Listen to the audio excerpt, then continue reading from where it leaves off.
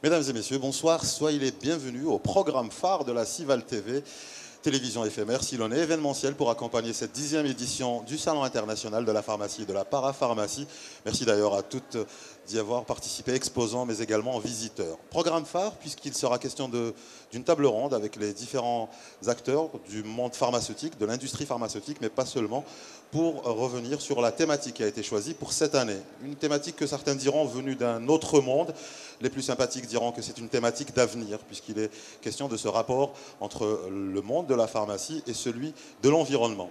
Le pharmacien, acteur environnemental, citoyen et solidaire, c'est le thème qui a été choisi cette année. Et pour notre table ronde, le thème n'est pas très différent, puisqu'il est question de l'impact, de l'implication de l'industrie pharmaceutique et sur l'environnement. Tout d'abord, on présente les invités que j'ai l'honneur et le plaisir d'avoir sur le plateau de cette table ronde. À ma droite et au plus proche, Dr Farid Yaker. Vous êtes expert auprès du Programme des Nations Unies pour l'environnement. Vous êtes également le président de Solimed, Solidarité et Médecine, une association médicale Algérie. Voilà. Bonjour. Bonjour à vous. À côté de vous, votre voisin le plus proche, Dr Lotfi Ben Bahmed, vous êtes le président du Conseil national de l'Ordre des pharmaciens. Bonjour. Bonjour. Merci d'avoir accepté notre invitation. Walid Hanifi, vous êtes le fondateur, mais également le patron de Green Sky, une entreprise qui se spécialise depuis 2010 déjà dans la valorisation ou dans le traitement des déchets. Je ne sais pas quel est le mot. Dans la gestion des déchets dangereux. Dans la gestion des déchets dangereux. Gestion des déchets dangereux. Voilà. Votre voisin le plus proche, sur votre droite, le docteur Shafiq Alham. Bonjour docteur, vous êtes le vice-président du SNAPO, Syndicat national des officines de pharmacie. Vous êtes également des officines de pharmacie. Vous êtes également le président du SNAPO Alger et membre du bureau national. Et puis le docteur Kerar Abdelwahed, vous êtes le président de l'UNOP, l'Union nationale des opérateurs en pharmacie. Vous êtes également à la tête des laboratoires Biopharm. Bonjour. Bonjour. Bonjour à vous encore une fois, messieurs. Merci de rehausser de votre présence ce plateau. Et à brûle pour point, la question, la voilà. Une thématique qui vous semble proche de vos préoccupations au quotidien, celle de l'impact environnemental de l'industrie pharmaceutique.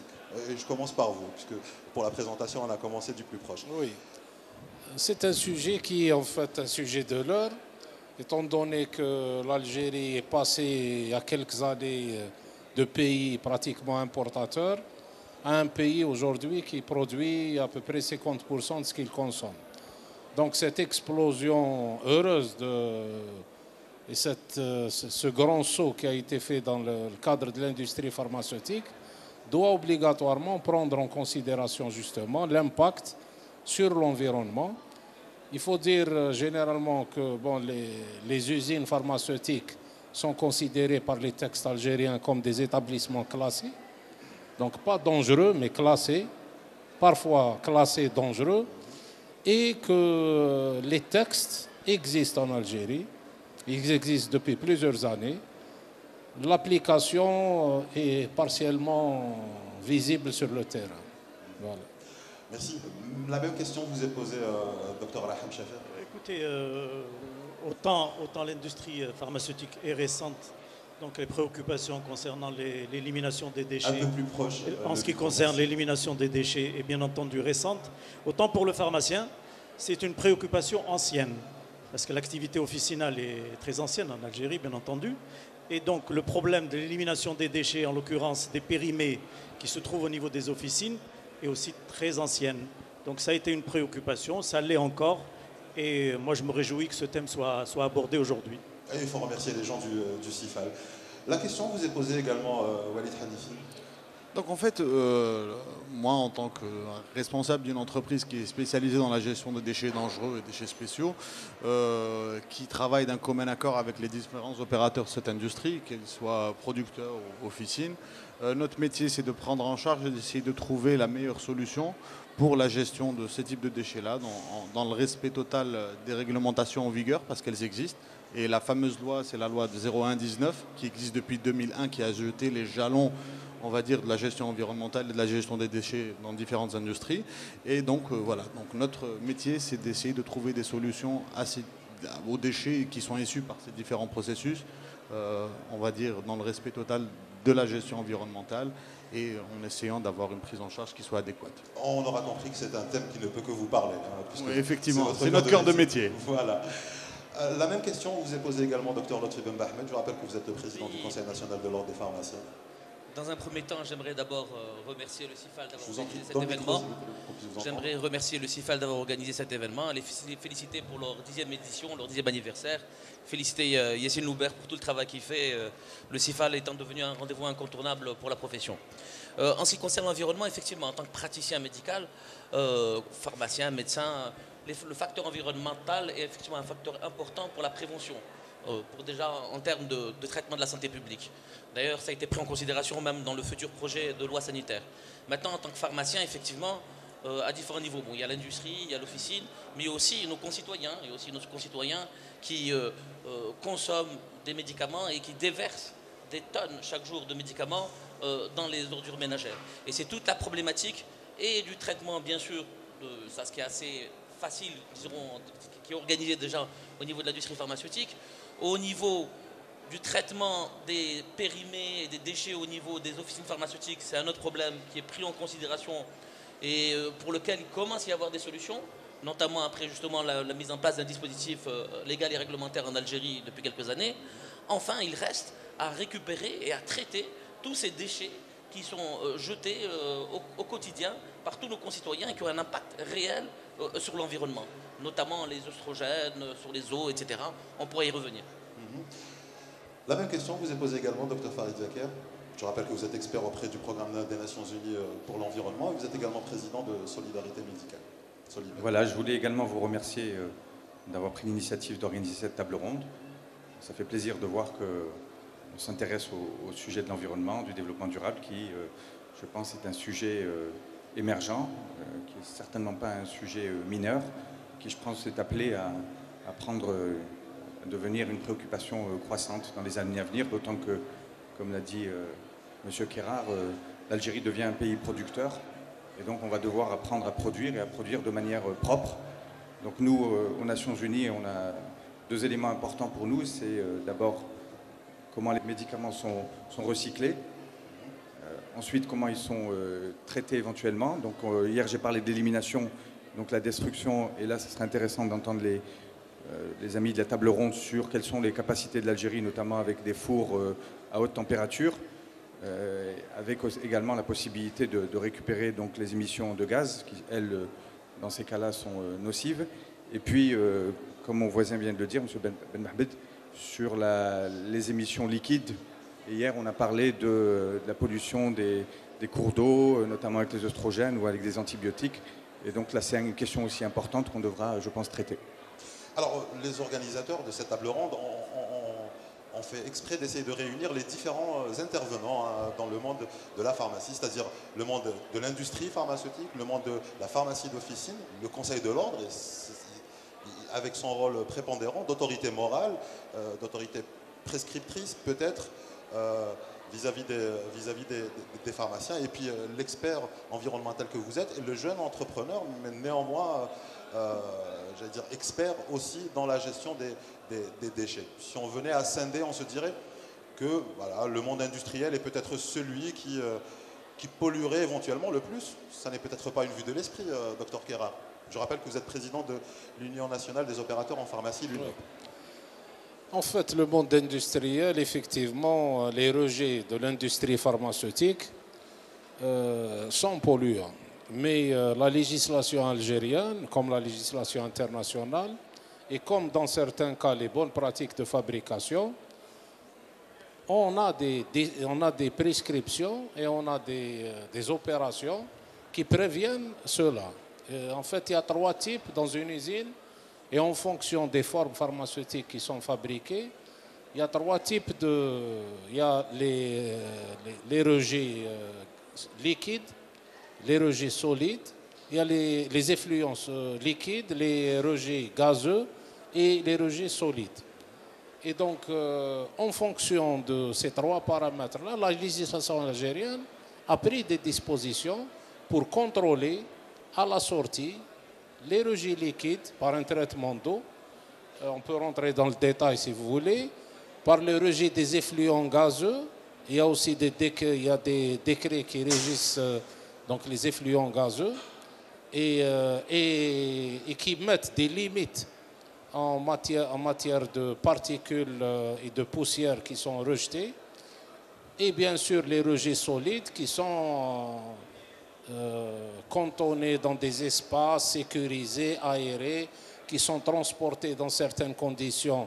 D'ailleurs, il y a un agrément pour le transport et qui sont incinérés avec bien sûr toute la documentation nécessaire.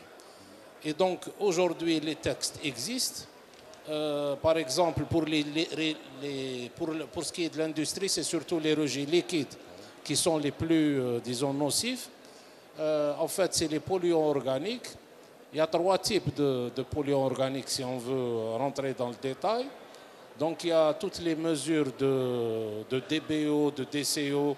Donc c'est la mesure de l'oxygène et le débit d'oxygène et le débit chimique. Il y a tout ce qui est matière en suspension, tout ce qu'on appelle les MES. Et il y a tout ce qui est métaux lourds. Et c'est les métaux lourds en fait qui sont les plus dangereux et qui sont les plus difficiles à traiter. Et donc, il faut savoir qu'il y a aujourd'hui des stations de traitement d'eau qui sont modernes et qui permettent d'éliminer tous ces corps organiques dont on parle, tous ces corps toxiques, et qui, dans certains pays, pas chez nous, cette eau peut être récupérée pour être bue, utilisée. C'est dire que aujourd'hui, toute la législation existe. Il faut dire que le ministère de l'Environnement est en train de mettre une pression énorme pour que les industriels, notamment ceux de la pharmacie, s'équipent. En tout cas, pour nous, en ce qui concerne l'industrie pharmaceutique, on a déjà quelques adhérents qui ont leur station d'épuration, de traitement d'eau, et qui aujourd'hui ont un monitoring des effluents qui sortent avec, comme le prévoit la législation, une communication des résultats au ministère de l'Environnement chaque année. Donc il faut savoir que chaque année, on communique tous les effluents, un monitoring des effluents liquides à la sortie donc des usines, un monitoring des rejets gazeux, en plus de toutes les audits et des inspections qui sont faites dans les unités. Et je voudrais dire, pour ceux qui ne le savent pas, qu'elles sont faites avec une fréquence importante. Et c'est tant mieux. Assez soutenu.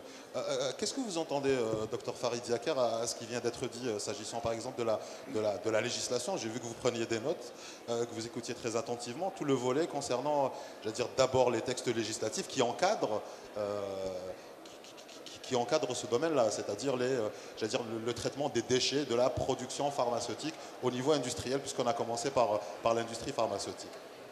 Oui, docteur Kérard a parlé des rejets, des effluents liquides, gazeux, rejets solides. C'est un peu ce que je disais hier, c'est-à-dire que j'étais persuadé, je l'ai dit, que la législation existe en Algérie. Maintenant, le niveau d'application, c'est autre chose. Et là, on a toujours des entreprises qui sont en pointe, qui sont plus responsables, qui sont leaders et qui montrent l'exemple. Il y a toujours ce phénomène et je pense que l'Algérie n'échappe pas à cette règle. Le problème qu'on a dans le monde, donc, c'est ce niveau d'application. Et c'est en fait que le problème est que, en parlant des stations d'épuration, elles filtrent peut-être les métaux lourds, mais jusqu'à présent, on a un problème avec les médicaments qui traversent les stations d'épuration. On l'a vu avec une étude récente aux États-Unis où on avait des niveaux qui étaient de 100 à 1000 fois plus élevés que dans le milieu naturel, en aval des stations d'épuration. Donc ce n'est pas un phénomène propre à l'Algérie. On a un problème général au niveau international, c'est que les médicaments passent dans les cours d'eau et donc peuvent se retrouver dans l'eau potable. En Inde, par exemple, je vous ai dit hier qu'on pouvait avoir des concentrations d'antibiotiques dans les cours d'eau qui étaient 1000 à 100 000 fois plus élevées que ce qu'elles devraient être. Et on avait calculé qu'on pouvait traiter 90 000 personnes avec un antibiotique fort pendant 15 jours en accumulant tout ce qui était présent dans les cours d'eau. Voilà, on a un petit peu ce problème actuellement. Alors, la prochaine question vous est destinée, Dr Ben Ahmed. Alors, justement, les pharmaciens et plus largement les gens de la santé, les professionnels de la santé, ne sont-ils pas, j'allais dire, de fait, tout désignés pour être des leaders, des leaders, pour ne pas dire porter, peut-être pas à bout de bras, mais porter véritablement cette préoccupation environnementale, après tout? Oui, forcément. Comme je disais tout à l'heure, les praticiens de santé doivent jouer un rôle dans la prévention. Doivent jouer un rôle dans la prévention par rapport à leurs malades, effectivement. Et l'environnement fait partie des facteurs qui peuvent influer sur la santé publique. On le voit bien. Je vais demander au docteur Yaker de vous passer son micro. Pour ce qui est de l'industrie, on a bien vu que l'industrie est récente en Algérie. Donc elle est aux normes. On ne peut pas dire que c'est une industrie ancienne. Et le type de production qui existe, pour l'instant, nous n'avons pas, même quand il s'agit d'antibiotiques, il s'agit de conditionnement quelque part, ce n'est pas de la production d'antibiotiques, et on n'a pas d'hormonologie. Donc je ne pense pas qu'on ait un impact aujourd'hui réel sur l'environnement, contrairement à d'autres pays. Et de plus, on est tenu à des bonnes pratiques de fabrication. Et depuis une bonne dizaine d'années, maintenant presque une décennie, le ministère de l'Environnement a fait des efforts réels en termes de réglementation. Maintenant, il reste à mettre en place les dispositifs, parce que nous sommes effectivement, on peut jouer le rôle de relais, d'éducateurs avec nos patients, avec nos malades, avec la population, mais il faudrait qu'aussi des dispositifs soient mis en place. Or déjà, nous vivons, et nos amis du syndicat pour le dire, nous vivons des contraintes réelles déjà pour des problématiques assez simples, comme la récupération des périmés, leur incinération, la gestion des déchets pour les laboratoires, ce qu'on appelle les DASRI, les déchets infectieux.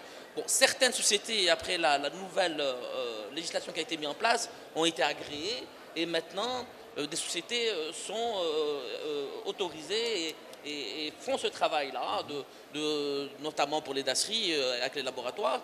Mais pour l'officine, il reste encore de grosses problématiques.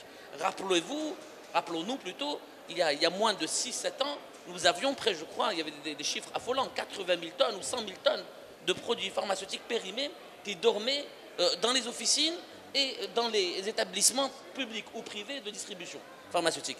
Alors, est-ce que tous ces produits-là ont été réellement incinérés? Est-ce que, dans quelles conditions? Souvent, c'est dans des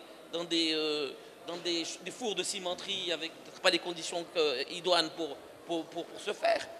Et la problématique, à mon avis, essentielle aussi, au-delà du dispositif qui sera assez facile et assez aisé à mettre en place, maintenant que des sociétés sont agréées pour incinérer ces périmés ou ces déchets infectieux, quand il s'agit de laboratoires, il reste encore, et c'est une problématique réelle environnementale, c'est de récupérer tous les déchets, tous les produits pharmaceutiques qui sont dans les ménages, qui ne sont pas consommés. On le sait très bien que personne ne finit ce traitement et que ces déchets-là, qui sont peut-être 20% ou 15% de l'ensemble des produits qui sont prescrits et vendus à la population, se retrouvent dans l'environnement. Vous parlez des boîtes de pharmacie de monsieur et de madame tout le monde. Tout à fait. Tout le monde dans sa maison a une boîte de pharmacie, ne finit pas ses médicaments et ils finissent à la poubelle. Et ils finissent à la poubelle. Multiplié par je ne sais combien de millions d'habitants, l'impact est nettement plus important que l'industrie pharmaceutique ou que les périmètres de la distribution. Et là, il y a une véritable problématique et on doit inventer, certains pays ont mis en place le système Cyclamed ou d'autres, c'est le premier système qui nous vient. Mais il est essentiel, pour ça nous sommes prêts et nous sommes déjà rapprochés des autorités pour être volontaires, pour participer à un système et même réglementer, aider l'État à réglementer ces aspects-là. Alors nous voyons bien que ça touche à la fois le ministère de l'Environnement, le ministère de la Santé, les communes aussi qui sont directement impliquées dans cette problématique. Mais il est temps aujourd'hui de mettre en place un dispositif en Algérie qui récupérait les déchets de ménage, les refaire remonter dans les officines comme dans les autres pays et seraient ramassés ou récupérés par des sociétés spécialisées afin de protéger l'environnement. Alors, juste pour rappel, il n'y a pas péril en la demeure. L'Algérie, l'industrie pharmaceutique algérienne, la pharmacie algérienne en général n'est pas spécialement polluante. C'est un choix de thème qui a été fait pour un thème d'avenir pour le coup, véritablement. Parce que si on venait à poser la question à des opérateurs en pharmacie, que ce soit des pharmaciens d'officine, que ce soit les industriels, en leur disant bon, l'environnement et la pharmacie, On dirait, attendez, il faudrait d'abord régler le problème des disponibilités, régler le problème de tout ce qui est afférent à l'activité officinale ou à l'activité industrielle, etc., etc., etc. Sauf que voilà, c'est une préoccupation d'avenir et les législations promettent d'être de plus en plus contraignantes à un niveau international d'abord. Je parle sous le contrôle du docteur Yaker. Et puis bien évidemment, l'Algérie qui a déjà ratifié et qui ratifiera, j'en prends pour bon signe l'activisme pour le coup de l'Algérie pour la réussite de la dernière réunion environnementale, le COP 21 ou 22, je ne sais plus lequel c'était, qui s'est tenu à Paris très récemment. Donc il n'y a pas péril en la demeure, mais on va y arriver. On a pris le choix d'aller sur un thème novateur, d'avenir véritablement. À un moment, on se dit que bon, que ce soit du côté du monde de l'entrepreneuriat, pas forcément praticien ou spécialisé dans la santé, ni médecin, ni pharmacien, mais il y a des opportunités, le traitement des déchets, le ramassage des déchets, pas forcément spécifiques, mais aussi pour les spécifiques. Vous avez parlé des déchets infectieux. Vous allez nous parler dans un moment, M. Hanifi, de votre expérience dans le traitement des déchets hospitaliers et pharmaceutiques. Et voilà, c'est important de le dire. Hein.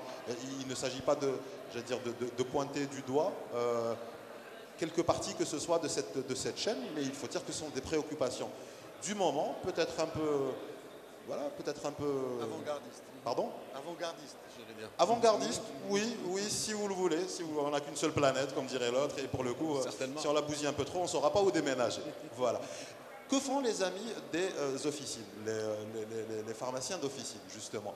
Eux, leur souci, si j'ai bien compris, c'est les MNU, les médicaments non utilisés, non vendus, et puis les stocks périssables, tout en sachant que nous ne sommes pas encore dans un pays, on l'appelle de nos voeux, où le pharmacien ou l'officine de pharmacie est aussi l'endroit où on va déposer son stock de médicaments qu'on avait à la maison et duquel on s'est rendu compte qu'il était périmé afin qu'il puisse être traité comme il se doit. Il y a, en ce qui concerne l'élimination des déchets, puisque la loi de 2001 traite des déchets spéciaux dangereux, c'est les médicaments. Donc le pharmacien d'officine est quand même un peu plus proche le pharmacien d'officine est quand même pionnier dans ce domaine-là, à travers le syndicat national des pharmaciens d'officine. C'est-à-dire que le cadre législatif n'existait pas auparavant. Hein. Il y a une loi de 1983 relative à la protection de l'environnement et ça s'arrête là. Il y a une décennie et demie où ce problème d'environnement n'a pas été pris en charge. Le SNAPO milite depuis plusieurs années, malgré ce non-ancrage juridique, milite depuis de nombreuses années pour qu'on puisse ouvrir ce dossier d'élimination des déchets périmés au niveau de l'officine. Il est heureux de constater qu'après plusieurs années de négociations et d'interventions au niveau des ministères concernés, nous avons abouti en collaboration et sous l'égide du ministère de l'Environnement à la signature d'une convention aussi bien plutôt avec les deux partenaires que sont Lafarge et la société Green Sky. Lafarge des cimenteries, Green Sky représenté Green Sky en tant que son fondateur, en tant que prestataire de services. C'est une fin dans une première étape heureuse. Donc, tout pharmacien d'officine en Algérie a la possibilité de procéder à l'élimination des déchets. Et ces déchets, je rappelle que ça fait plusieurs années que ces déchets sont au niveau des officines et n'ont pas été éliminés. Il y a un problème d'élimination individuelle, c'est-à-dire que certains produits non utilisés, c'est ce qu'on appelle les MNU. Ça, c'est au niveau de la population. L'élévation du niveau de vie des Algériens, l'accroissement de la consommation de médicaments fait que ces MNU ne sont pas traités actuellement. Il faudrait arriver dans une deuxième étape à ce qu'il y ait des procédures qui permettent aux citoyens d'avoir une certaine conscience ou une éco-citoyenneté de façon à pouvoir ramener le produit vers l'officine comme ça se fait ailleurs. Et à ce moment-là, une procédure permettra de faire arriver ces médicaments non utilisés vers les structures d'incinération, d'élimination. Voilà, en ce qui concerne... Est-ce qu'on peut véritablement se dire que voilà, tous les pharmaciens d'officine vont jouer le jeu si on décide de mettre en place... Enfin, si on décide, pas nous, hein, écoutez, on aurait aimé que ça puisse dépendre de nous, mais si, si la chaîne est mise en place, si les textes législatifs sont aboutis, si tous les moyens et tous les maillons de cette chaîne-là sont mis en place. Absolument, le pharmacien jouera le jeu, il commence à le faire. Nous notons au niveau de nos structures, bureau de wilaya du syndicat national, et au niveau d'Alger aussi, un engouement quant au désir de procéder à l'élimination de ces périmés. Et la tendance va en croissant et en évoluant positivement. Maintenant, il faut savoir que cette procédure se fait dans un cadre particulier, donc mon ami et confrère pourra le confirmer. Ça se fait selon les normes de l'Organisation mondiale de la santé, c'est-à-dire qu'une co-incinération au niveau des fours des cimenteries Lafarge vers l'ouest, vers Mascara, à des températures élevées de 1200 degrés, ce qui est actuellement recommandé par l'Organisation mondiale de la santé. Donc double incinération sur double incinération. Je laisserai le soin à M. Hanifi d'y revenir quand on lui cédera la parole. Allez-y, continuez. Voilà, je crois qu'il y a un travail, comme je l'ai dit, de sensibilisation au niveau du citoyen. Il y a des procédures à mettre en place, je me répète, il y a des procédures à mettre en place pour essayer de procéder à la récupération de ces MNU. Il faut savoir que ailleurs, par exemple dans un pays au-delà de la Méditerranée, en France, il y a une procédure qui est mise en place et qui depuis quelques années n'arrive encore, malgré que la conscience ou l'éco-citoyenneté est plus aiguë que chez nous, n'arrive encore qu'à récupérer 63% des MNU. Ce qui fait que le travail, il faut le commencer d'ores et déjà de sensibilisation pour aboutir dans quelques années à une récupération à un pourcentage appréciable. Parce qu'il ne faudrait pas que c'est aussi bien que c'est périmé, ce n'est pas le cas, que ces MNU se retrouvent dans la nature pour nuire à l'environnement. En termes d'intoxication médicamenteuse, il faut savoir que les produits sont jetés dans les décharges publiques avec les autres déchets et peuvent créer des intoxications médicamenteuses quand ils sont déviés et utilisés à d'autres fins, et sans compter bien sûr la pollution des nappes phréatiques et autres. On se dit que du côté de l'industrie pharmaceutique algérienne, c'est à peu près le même constat. C'est-à-dire que pour une industrie encore jeune, pour ne pas dire naissante, qui commence à couvrir un pourcentage assez appréciable des besoins nationaux, c'est une industrie dont les acteurs ont tout intérêt, j'allais dire, de prendre le train tant qu'il n'a pas encore démarré. C'est-à-dire celui de la préoccupation, voilà, c'est le mot que je cherche, les fameuses bonnes pratiques de fabrication, les BPF. Nous pensons réellement que cette jeune industrie, même si aujourd'hui, disons, tous les industriels, parce que c'est une industrie jeune, comme le soulignait Dr Ben Ahmed, va progressivement et dans les prochaines années s'adapter donc à la législation en vigueur, surtout qu'aujourd'hui, le ministère de l'Environnement, ces demandes sont de plus en plus pressantes. Et c'est tant mieux. Le problème qui existe, parce que parmi les problèmes dont vous avez parlé, dont souffrent les pharmaciens, et c'est en relation directe, si vous me laissez développer cela, c'est le prix. En Algérie, tous les produits consommés par les Algériens, quand vous prenez les produits sur les dernières années, tous les produits ont augmenté de prix. Le seul produit, malgré la dévaluation, malgré l'inflation, malgré l'augmentation des coûts, qui a diminué par contre de prix, c'est le produit pharmaceutique. Quand vous dites qu'il a diminué de prix, ça veut dire que la marge au niveau du producteur, du distributeur et du pharmacien d'officine ont baissé. Et donc quand on a une préoccupation d'une industrie de qualité, donner des produits efficaces et inoffensifs, quand vous avez une préoccupation d'environnement, quelque part, après avoir répondu à toutes ces préoccupations, il y a un coût qui doit, un jour ou l'autre, sur le terrain, se répercuter sur le produit, sur le prix. Malheureusement, ceux qui se préoccupent de la qualité, en général, c'est le Laboratoire national de contrôle Et ceux qui se préoccupent de l'environnement, c'est le ministère de l'Environnement. Quand il s'agit de discuter le prix avec le comité économique, ben, ils ne sont pas là. Et vous êtes, le producteur se trouve en face d'interlocuteurs qui ne répondent pas à ces logiques-là.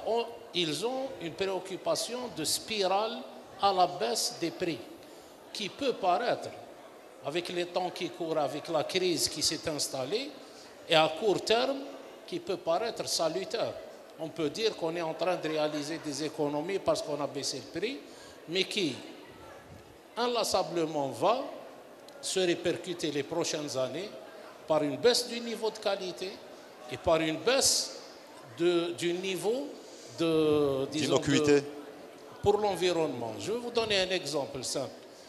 Quand vous voulez mettre en place une station d'eau, d'épuration d'eau, vous devez mettre un monitoring en place pendant plusieurs mois pour analyser quels sont les déchets, est-ce que vous avez des métaux lourds, parce qu'en fait, une station d'épuration d'eau ne peut pas être prise de chez quelqu'un et mise chez quelqu'un d'autre.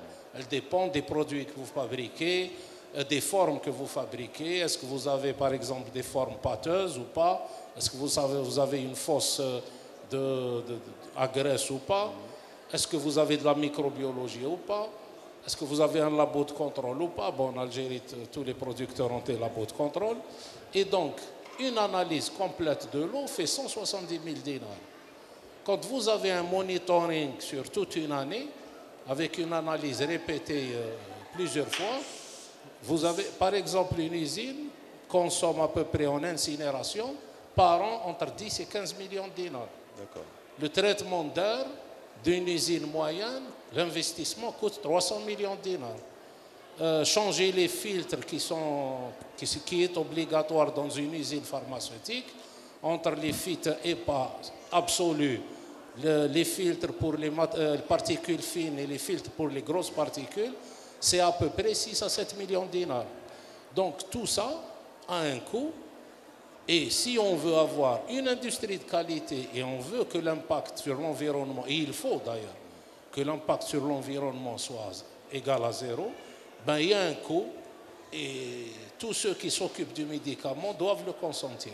On regrette le fait qu'ils ne puissent pas être présents avec nous sur ce plateau. Leur présence aurait été intéressante, ne serait-ce que pour entendre ce qu'ils auraient eu à nous répondre par rapport à cette préoccupation. Si je tente de résumer, Dr Kérard, donc finalement, des médicaments à un coût trop bas, c'est d'abord des médicaments qui sont limite gaspillés, pour dire les choses comme elles sont. On les utilise d'une façon un peu plus, je veux dire, on réfléchit beaucoup moins, voilà, on achète par-ci, par-là. Donc du coup, la consommation s'augmente. Le nombre de déchets augmente puisque la consommation a augmenté. Et de l'autre côté, vous dites que vous, industriels, eh bien, vous avez besoin de discuter avec quelqu'un de la part des tutelles, ou du moins de la tutelle, celle qui régit le marché pharmaceutique, s'agissant du coût de des différents dispositifs auxquels, de toute façon, vous êtes astreint et contraint par la loi, et qui ont un coût que vous n'arrivez pas à répercuter sur le coût du médicament. Je suis bon là en faisant le résumé? Je ne vais pas être aussi alarmiste, ce n'est pas qu'on n'arrive pas à le répercuter. Mais aujourd'hui, il y a eu depuis cette crise, au niveau du comité économique, qui en fait, comme dans tous les autres pays, négocie le prix du médicament à la production, il y a cette donne qui est celle de la qualité qui a un coût important, parce que tout le monde est d'accord individuellement à ne laisser aucun doute et à ne faire aucune concession sur la qualité d'un médicament. Tout le monde est d'accord. Tout le monde est d'accord qu'il ne faut pas en aucun cas qu'il y ait un impact négatif sur l'environnement qui va se retrouver dans nos assiettes ou dans l'eau que nous buvons. Mais quand il s'agit de négocier le prix, eh bien, vous savez, ça dépend du modèle que vous choisissez. Je ne vais pas donner les noms de certains pays.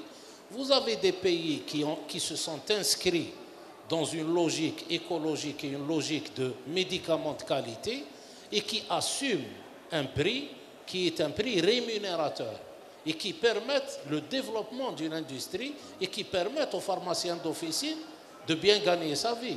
Et il y a d'autres qui ont choisi, ils existent, pas très loin de chez nous, ils ont choisi de baisser les prix pensant faire des économies à court terme. Premièrement, ils détruisent leur industrie parce qu'elle ne pourra pas être pérenne sur 10 ans, 20 ans. Ça voudra dire que dans 10 ans, 20 ans, il y aura le retour à l'importation. Si la production locale s'arrête, voilà, s'arrête. Et surtout, on ne règle pas le problème de l'environnement et on ne règle pas le problème de l'équation économique. Je me retourne vers vous, Walid Hanifi, pour vous dire ce que vous entendez à ce qui a été dit jusque-là. Outre le fait de vous dire, oui, super, il y a du travail à faire et c'est tant mieux et c'est génial. Qu'est-ce que vous entendez dans le sens, j'allais dire, aux besoins, aux nécessités de notre réalité algérienne, hein, qu'il s'agisse du traitement des déchets qui n'en sont peut-être pas au sens premier, mais bon, ce sont des médicaments que l'on ne peut plus utiliser puisqu'ils sont périmés, qui ont été stockés pendant des années, parce que je pense que vous vous inscrivez dans dans ce secteur-là beaucoup plus que l'industriel, ou je suis dans le faux? En fait, on est à équidistance entre les différentes prestations de services sur les différents secteurs. Ça tombe bien, vous me faites intervenir en dernier parce que dans notre métier, on est le dernier maillon du processus. Hein. Vous allez encore intervenir, vous inquiétez pas. Oui, non. En fait, ces messieurs sont des producteurs, ensuite les produits sont distribués, ils sont consommés, et à la fin, on tombe sur ce qu'on appelle un déchet ultime, donc un produit qui doit être éliminé ou traité ou valorisé, de une manière. En fait, nous aujourd'hui... Nous sommes une jeune entreprise, donc en tant que jeune entrepreneur. Comme je l'avais dit, en fait, on va dire le point de départ, ça a été la réglementation. Et la réglementation, c'est la loi 0119 de 2001 qui a posé, je vous l'ai dit déjà, les jalons de cette gestion environnementale et qui a mis en place cette classification des déchets dont font partie les déchets pharmaceutiques. Il faudrait savoir qu'on a 3 grands types de familles. On a des déchets ménagers et assimilés. Vous avez les déchets spéciaux et ensuite vous avez les déchets spéciaux dangereux. Il faudrait savoir que les déchets pharmaceutiques sont classés dans la réglementation algérienne comme des déchets spéciaux. Et il n'y a qu'une partie des produits pharmaceutiques qui sont classés comme spéciaux dangereux, qui sont des anticancéreux et autres, donc qui contiennent des produits qui sont vraiment dangereux. Maintenant, nous, en tant qu'opérateurs qui est actifs dans le domaine de la gestion des déchets, ces déchets-là, donc on a vu qu'il y a une croissance des volumes en termes de traitement qui va en s'accroissant d'année en année. Le premier facteur, c'est que, comme le disait M. Kerar, on a une prise de conscience vis-à-vis des différents opérateurs, qu'ils soient industriels ou qu'ils soient des opérateurs de distribution ou de commercialisation comme les officines. On a aussi la pression réglementaire, on a aussi la pression du contrôle des différentes institutions qui font que on a des industries ou des entités qui sont demandeurs dans ce domaine-là. Nous, à côté de ça, on a développé de mieux en mieux, on arrive à maîtriser des technologies pour pouvoir trouver des solutions les plus idoines pour la gestion de ce type de déchets-là. Par exemple, nous faisons la gestion de déchets hospitaliers, ce qu'on appelle des déchets d'activité de soins à risque infectieux. Et là, on utilise une technologie qui s'appelle la banalisation de la désinfection. Nous faisons aussi de l'incinération à haute température, à des températures qui oscillent entre 1000 et 1600 degrés en fonction des produits, avec des systèmes de filtration.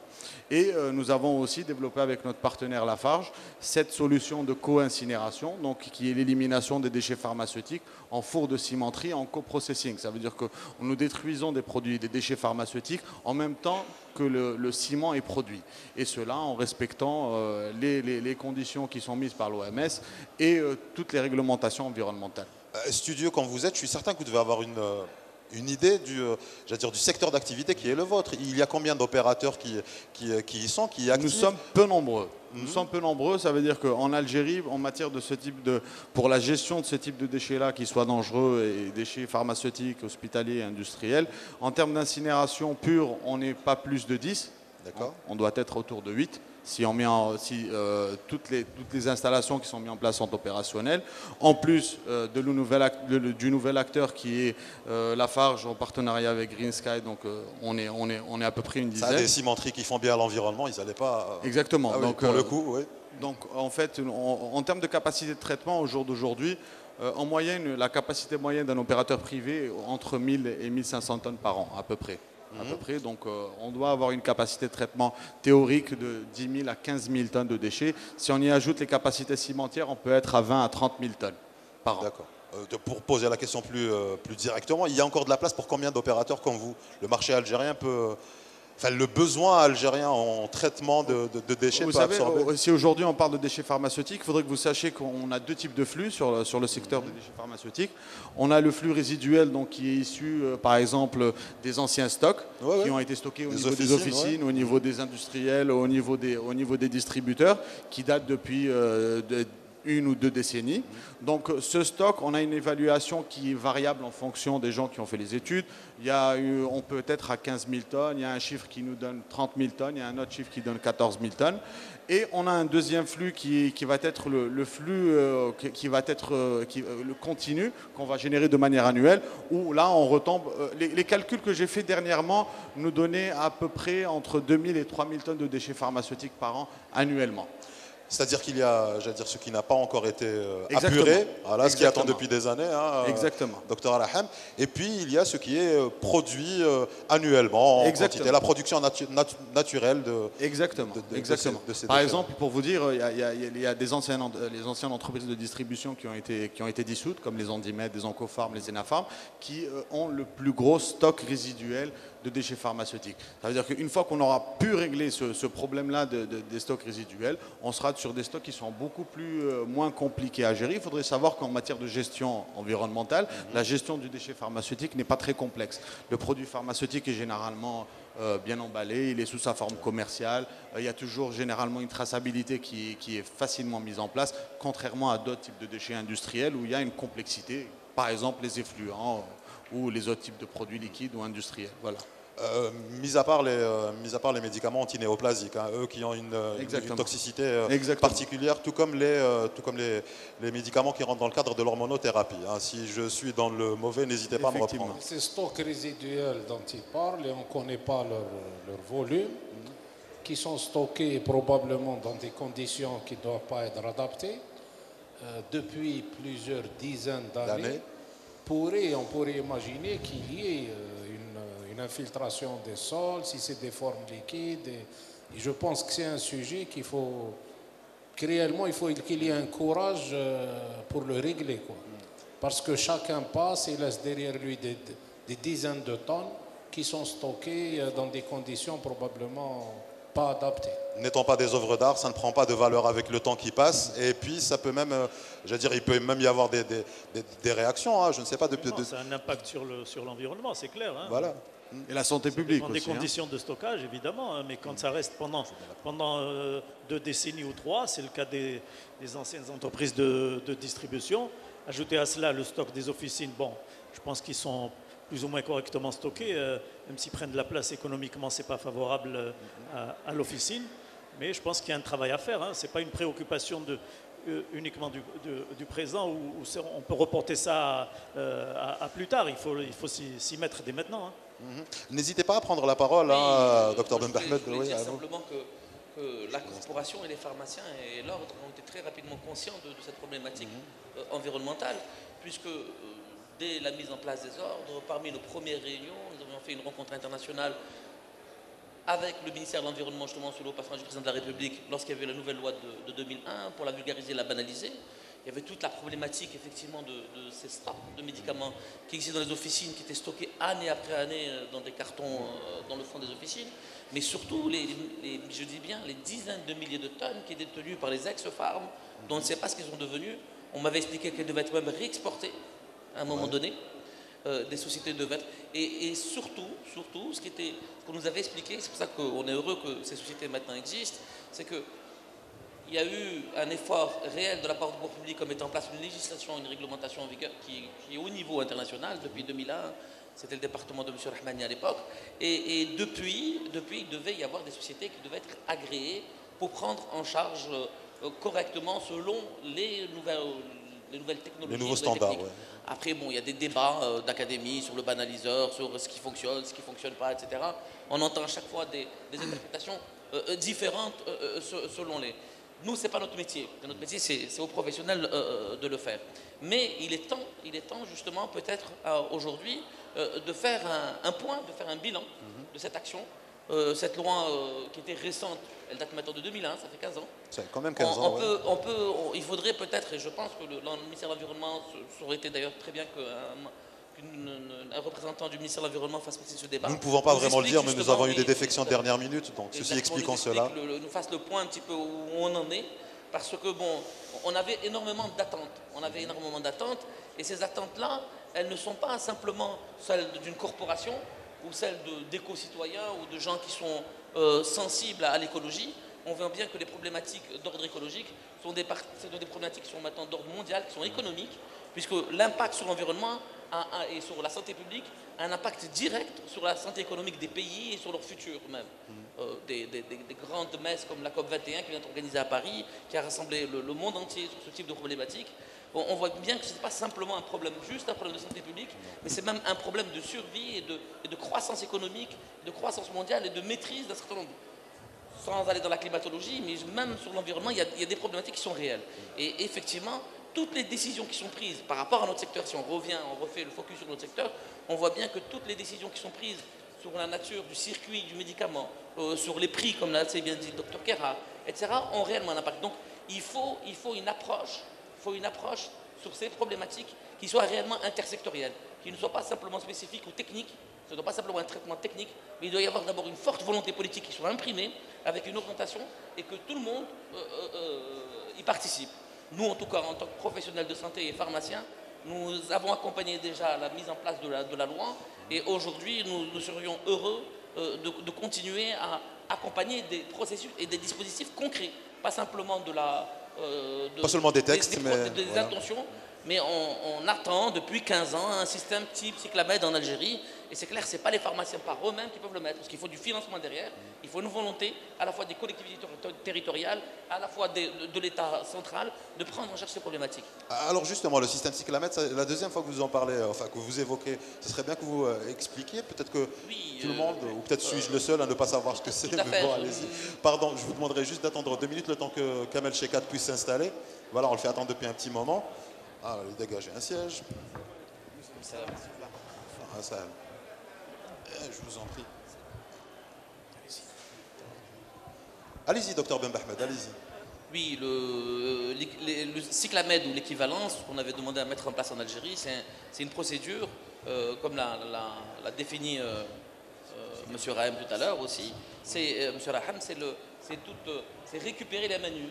C'est une manière, c'est les malades, nos citoyens, nos concitoyens, lorsqu'ils n'utilisent pas des médicaments, de les rapporter à l'officine et une société serait agréée pour pouvoir, à travers un dispositif, de récupérer ces produits une fois par semaine, hebdomadairement généralement, de l'officine pour les traiter et les détruire. Les traiter et les détruire, je dis bien, pas les recycler. Les recycler parce qu'il y a eu toute une polémique à un moment donné en Europe. Une partie était recyclée, était envoyée par les ONG dans les pays sous-développés.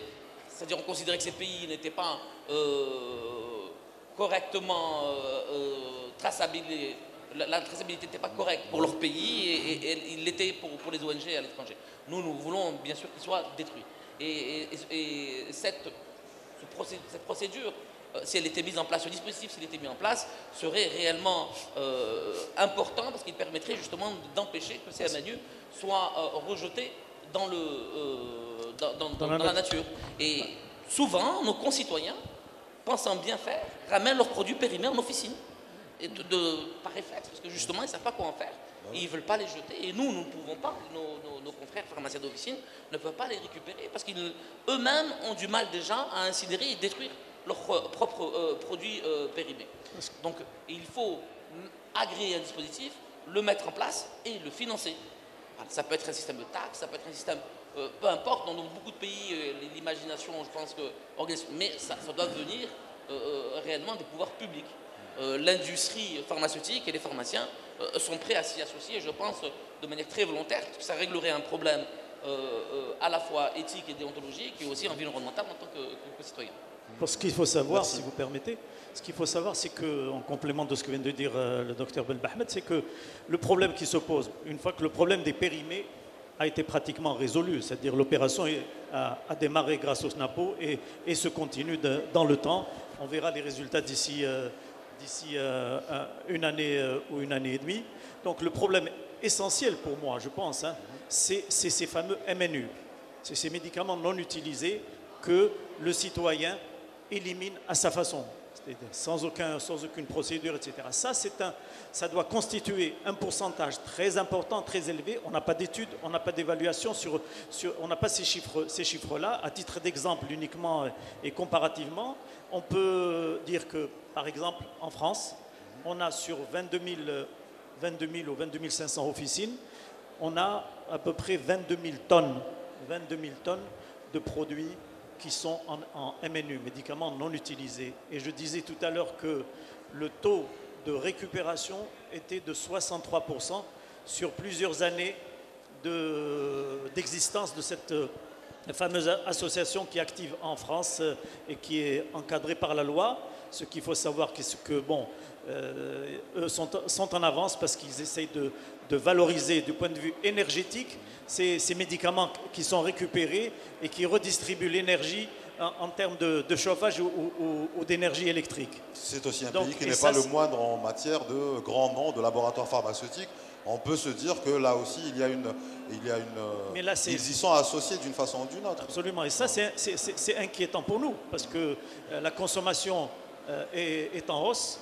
Donc, le pourcentage de médicaments qui sont au niveau du citoyen sont importants, ils sont éliminés de façon non conforme. Aléatoire, on va dire ça comme ça. Le docteur Yaker demande la parole depuis tout à l'heure, on s'en excuse. Non, mais c'est très bien parce que le débat était enrichi par les interventions précédentes. Et je voudrais appuyer ce que disait Dr Ben Bahmed par rapport à la nécessité d'organiser la filière.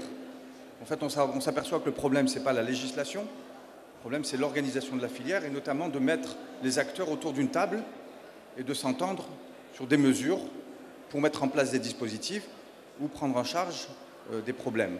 Alors, on le voit sur le recyclage des médicaments, des MNU en Algérie, effectivement, les acteurs doivent s'asseoir et notamment régler la question des coûts, parce qu'on ne l'a pas dit, on a parlé des coûts pour la production, mais on n'a pas parlé des coûts aussi. Dans le cas des officines, il y a un coût. Donc on doit s'entendre pour justement qui va prendre en charge ce coût, et ça doit être, on doit s'entendre là-dessus. Donc le problème, c'est qu'il y a beaucoup de paramètres qui rentrent en compte. Vous avez parlé de la conscience environnementale, effectivement, il faut avoir des citoyens qui sont capables d'amener les médicaments à l'officine. Donc ça, c'est une première chose. Ensuite, il y a la question des coûts, notamment pour la production. Et là, donc, la question se pose de la RSE, c'est-à-dire à quel point l'entreprise est responsable et prête à prendre en charge cette problématique, à quel point elle a besoin d'avoir un prix rémunérateur pour lui permettre d'acheter les équipements et de supporter tous les coûts que vous avez mentionnés. Et je crois que c'était vraiment une très bonne illustration, ce que vous avez fait.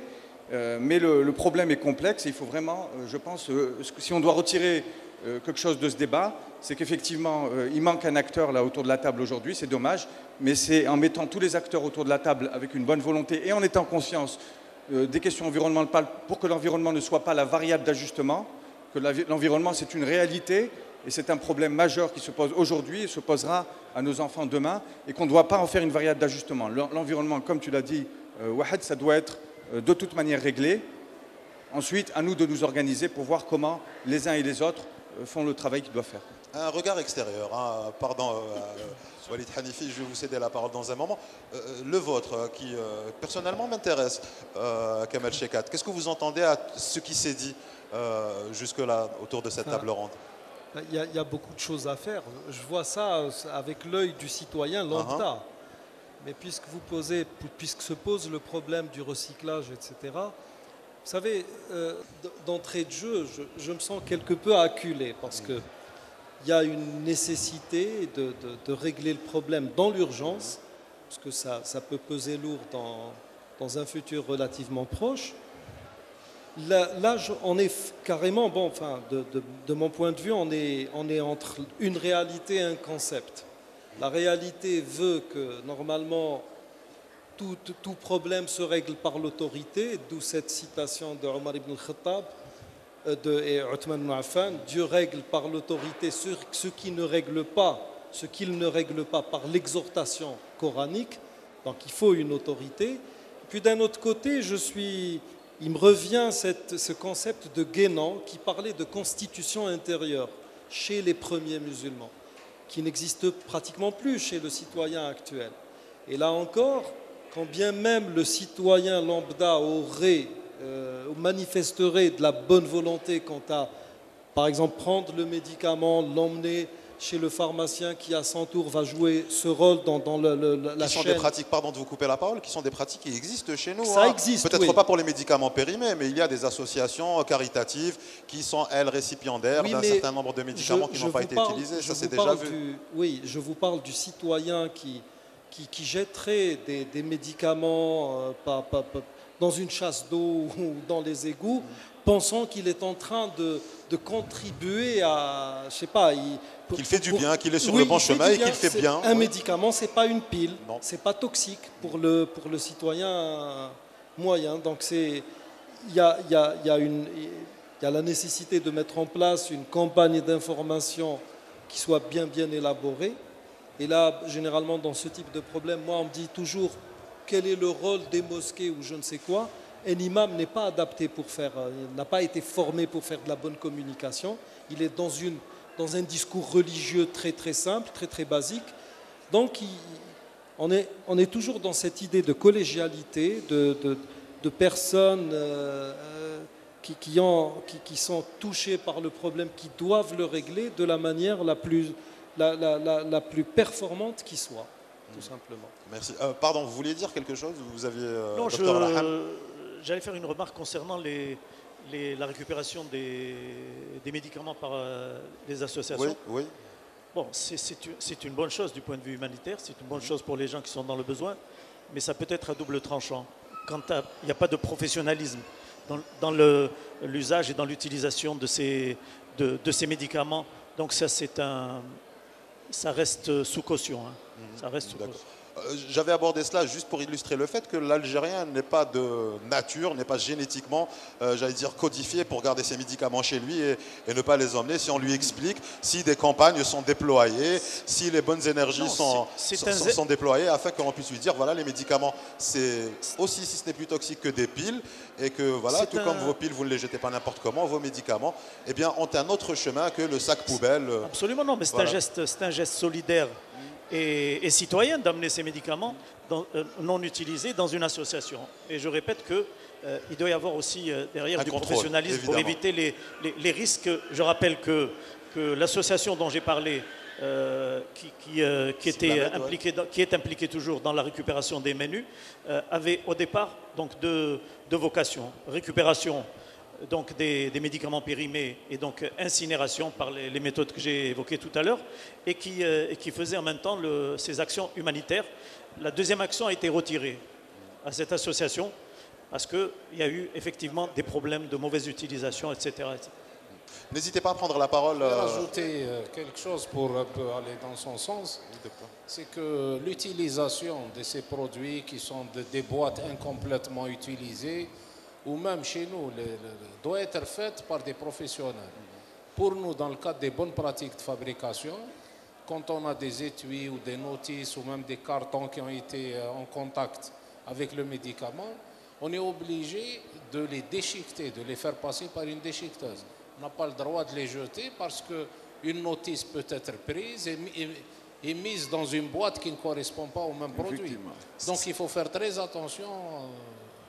Je souris parce que je me dis c'est tout de même drôle qu'on se rende compte que la législation et l'intérêt est là du côté des industriels, c'est-à-dire qu'on vous interdit y compris de jeter des notices d'utilisation et que de l'autre côté le minimum de communication ne soit pas déployé, alors que cela puisse être par les pouvoirs publics, évidemment l'autorité ou les différents opérateurs qui puissent être dans le monde de l'industrie ou de la pharmacie en général ou dans le monde de la santé avec un grand S. Mais non seulement c'est fait, mais vous avez une traçabilité qui est faite, on peut vous dire n'importe quel producteur, en tout cas qui est conforme aux bonnes pratiques de fabrication, peut vous donner la traçabilité du nombre de boîtes, du nombre de kilos qu'il a. Eux, par exemple, nous, on les audite. Green Sky Pas eux. On a déjà analogue, travaillé avec le ou concurrent, voilà, on va dire ça comme ça fera plaisir à l'entreprise qui fait l'incinération, le producteur l'audite et s'assure qu'elle est en train d'incinérer dans les meilleures conditions. Donc il y a beaucoup de bonnes choses qui sont faites en fait. Absolument. Moi, si vous permettez, oui, je vais dans le sens que vient de dire Monsieur Kerar. C'est-à-dire les usines qui sont en Algérie, et je parle sous le contrôle de Monsieur Kerar, c'est que toutes nos usines sont aux normes BPF, c'est-à-dire aux normes GMP, telles que dictées par l'Organisation mondiale de la santé. Ça veut dire qu'il y a une sécurisation aussi bien du process et du processus de fabrication que en ce qui concerne les articles de conditionnement. Ça veut dire qu'il n'y a pas possibilité qu'il y ait des rejets qui puissent être mal utilisés à la sortie. Vous demandez la parole, Dr Ben Ahmed? Il ne faut pas perdre de vue que le médicament n'était pas un produit anodin. Anodin, du tout. Il doit obéir à des bonnes pratiques et surtout à une traçabilité. Et dans le monde entier aujourd'hui, les préconisations sont claires. Dès que la traçabilité n'est pas assurée, le produit doit être détruit. Parce qu'effectivement, s'il y a une erreur sur la posologie ou sur l'utilisation du produit, on peut se retrouver avec des accidents très graves. Oui. Et effectivement, beaucoup d'associations de bienfaisance qui essayent d'œuvrer, on l'a vu pendant le séisme, on l'a vu lorsqu'il y a eu des médicaments emmenés pour Gaza, etc.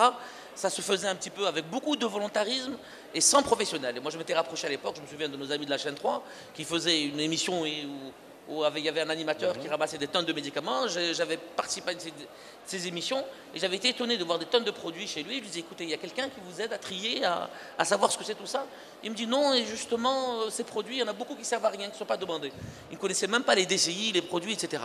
Un médicament ne peut être conservé que dans un cadre strictement réglementé, ou être consommé ou être détruit. Il ne peut en aucun cas, et géré par un pharmacien, il ne peut en être en aucun cas, même si un pharmacien aurait aidé cette personne-là, être stocké dans une unité de bienfaisance, une association.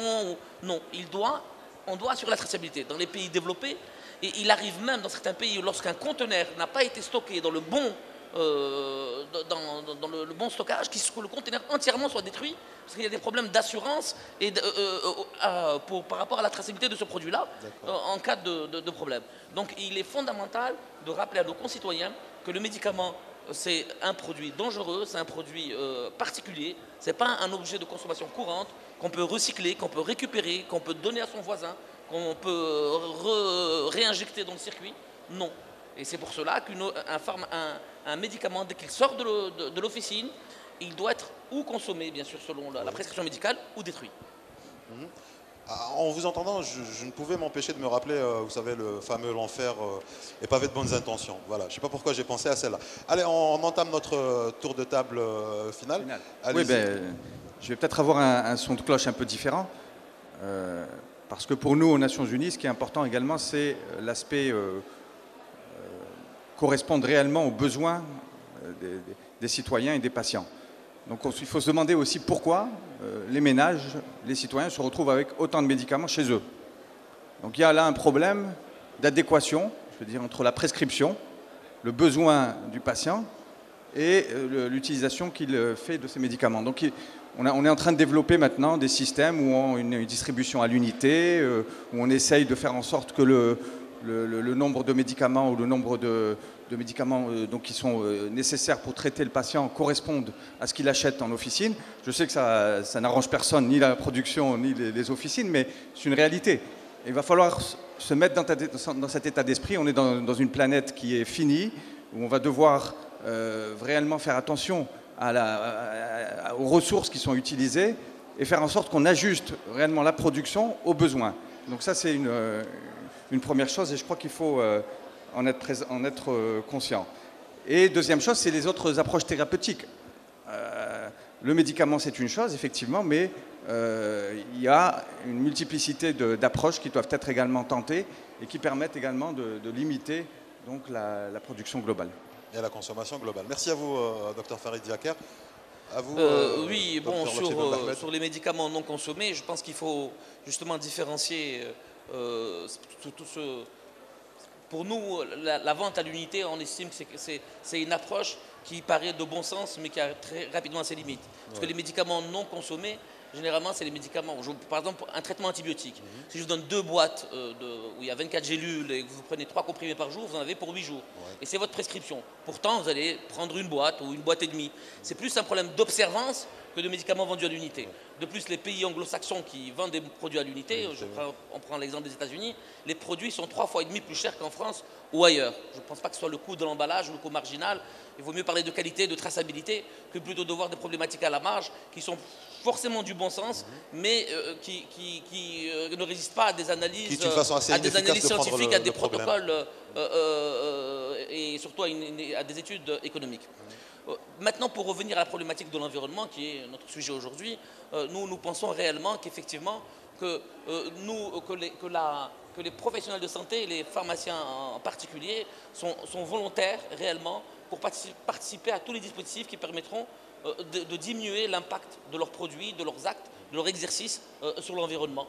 D'abord parce que c'est une nécessité par rapport à des problématiques de gestion, comme la problématique des périmés ou des dasseries pour les biologistes ou les hospitaliers, mais c'est aussi une préoccupation consciente, parce que nous sommes aussi une profession médicale, et nous savons que l'impact sur l'environnement a directement un impact sur la santé publique, donc sur la santé globale de nos concitoyens.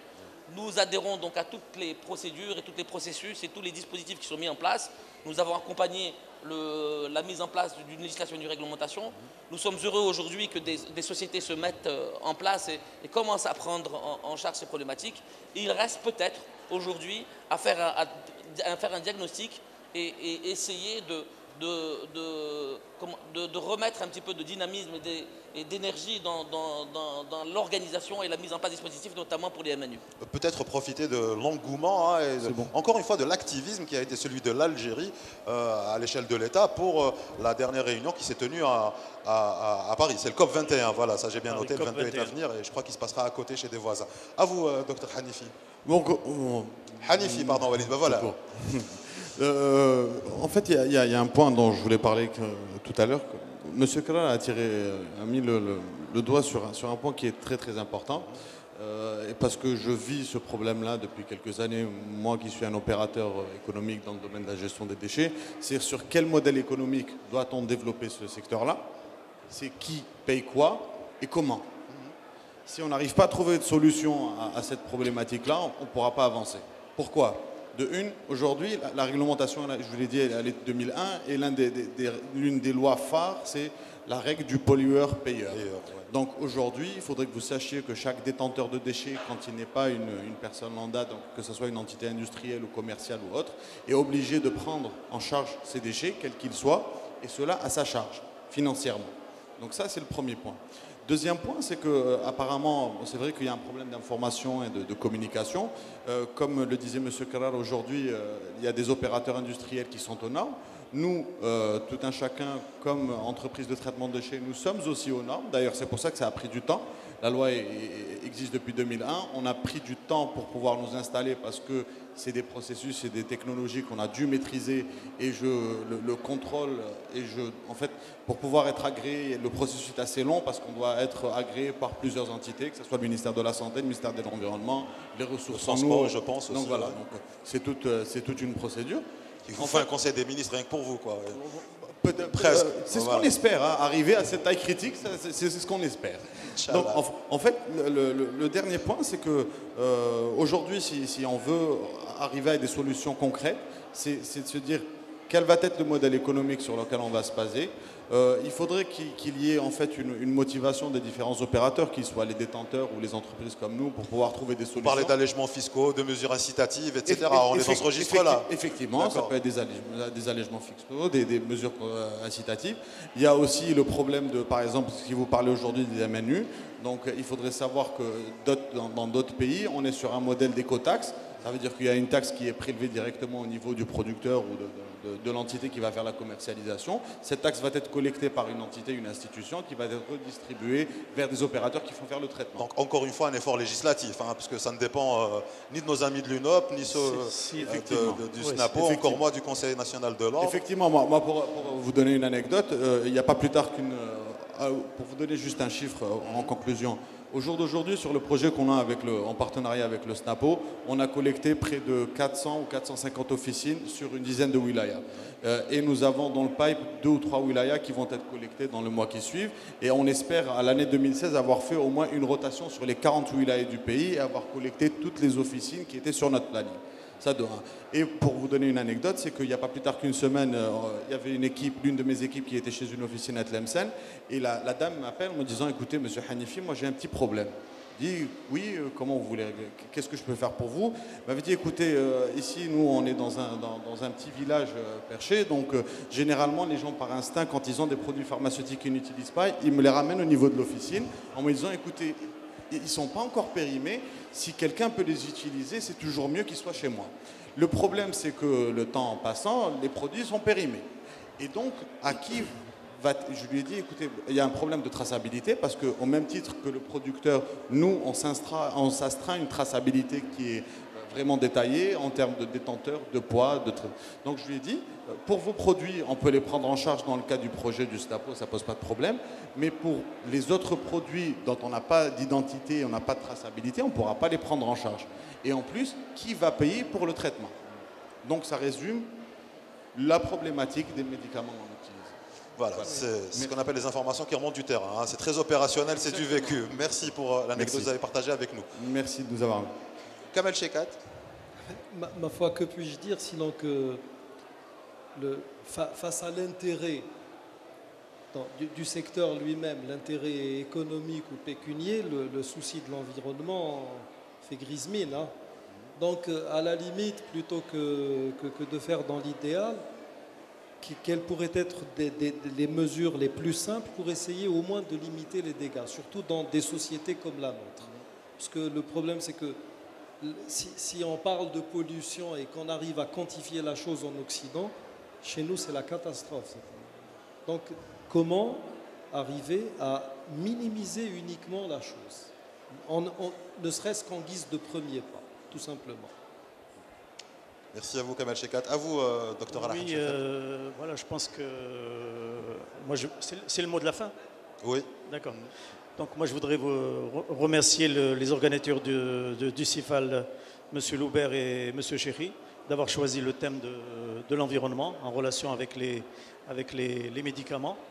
Donc je voudrais aussi rappeler que c'est le SNAPO qui a mené, donc en collaboration avec le ministère de l'Environnement, avec Lafarge et avec la société Green Sky, le contrat de performance environnementale.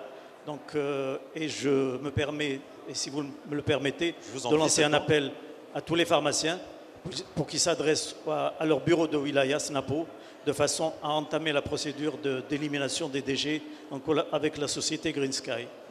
Merci. Merci à vous. Bon, pour la fin, nous on dira que dans le cadre de l'UNOP, il y a une industrie pharmaceutique de plus en plus performante, qu'effectivement aujourd'hui l'outil législatif est là. Nous pensons que réellement cette industrie a beaucoup d'avenir et qu'aujourd'hui les capacités, même il faut savoir qu'il y a 80 unités de production en Algérie qui ne fonctionnent qu'à 40 ou 50% de leur capacité. C'est dire aujourd'hui qu'on a non seulement les capacités de couvrir, disons, 80% de nos besoins, mais surtout que dans quelques années, le marché algérien sera un peu étroit par rapport à tous les opérateurs qui sont en place. Et qu'il y a un accompagnement qui est nécessaire et qui doit être fait par les autorités, autant sur le plan de l'environnement, autant sur le plan il y a beaucoup de choses à mettre en place sur le plan de la qualité des audits et autant sur le plan de l'export. Parce qu'il y a une politique, tous les pays qui exportent ont derrière eux des politiques nationales. Oui. Maintenant, il n'est pas trop tard pour s'occuper de tous ces problèmes écologiques qui ne sont pas majeurs pour le moment, qui risquent de le devenir. Je dirais même aussi qu'il y a certaines voix qui se sont élevées pour dire, voilà, parce qu'on avait commencé par le conditionnement, après par la fabrication, maintenant, certaines voix au niveau des institutions disent, pourquoi vous ne fabriquez pas les matières premières? Et les matières premières, comme chacun le sait peut-être, sont des industries très polluantes. Il y a deux pôles, c'est l'Inde et la Chine. Il faut vraiment réfléchir plusieurs fois pour éventuellement aller sur des fabrications aussi polluantes. Je dirais enfin, en dernier mot, que sur le plan de la chaîne pharmaceutique, alhamdoulilah, aujourd'hui on est organisé. Il y a des associations de producteurs, il y a des associations de distributeurs, il y a un syndicat de pharmaciens. Si vous voulez, la chaîne au niveau du pharma est très organisée. On se voit, on discute entre nous. Seulement, la chaîne pharmaceutique seule, sur certains aspects, ne peut rien faire. La plus belle des chaînes ne peut donner que ce qu'elle a. Voilà, nous, notre main est tendue vis-à-vis des autorités, non seulement pour parler des problèmes d'impact écologique, mais pour parler de tous les problèmes concernant le médicament. Merci à vous tous. Je rappelle que nous recevions pour cette table ronde, le dernier à parler, c'était le Dr Abdelwahed Kerar, président de l'UNOP, l'Union nationale des opérateurs en pharmacie, mais aussi patron de Biopharm. À votre côté, il y avait le Dr Raham Shafiq. Vous êtes vice-président du SNAPO, le syndicat national algérien des pharmaciens d'officine. Voilà, j'y arrive. Vous êtes également le président, le patron du SNAPO dans la wilaya d'Alger. Vous êtes membre du bureau national. Kamel Shekat, membre de Jamaïat Ulama al-Muslimin, l'association des oulémas musulmans, également membre de l'association des oulémas de l'Alliance du Sahel. À votre côté, il y avait Walid Hanifi, qui est lui fondateur, mais aussi à la tête de l'entreprise Green Sky, à laquelle on souhaite un avenir radieux, hein, parce que d'après tout ce qu'on a entendu, qu'elle fasse des petits et qu'elle fasse des cousins et des sosies, tiens, pourquoi pas. À côté de vous, il y avait le docteur Lotfi Ben Bahmed, vous êtes le président du Conseil national de l'Ordre des pharmaciens. Merci d'avoir accepté notre invitation. Et puis il y avait vous également, docteur Farid Zakher, vous êtes expert auprès du programme des Nations Unies pour l'environnement et vous êtes le président de l'association Solimed. Merci à vous tous, messieurs. Merci. À vous également, mesdames et messieurs, d'avoir suivi cette table ronde en espérant qu'elle ait apporter un peu de ce qu'elle était censée apporter, c'est-à-dire effleurer un peu la réflexion au niveau de la protection de l'environnement, pas seulement pour ce qui concerne l'industrie pharmaceutique, même si c'était le thème c'est toujours le thème de cette 10e édition du CIFAL qui se poursuit. L'environnement, ça n'est pas que dans l'industrie de la pharmacie, dans toutes les industries, autant dire dans nos comportements et nos attitudes individuelles au quotidien. Merci à vous. Au revoir. Merci. Merci.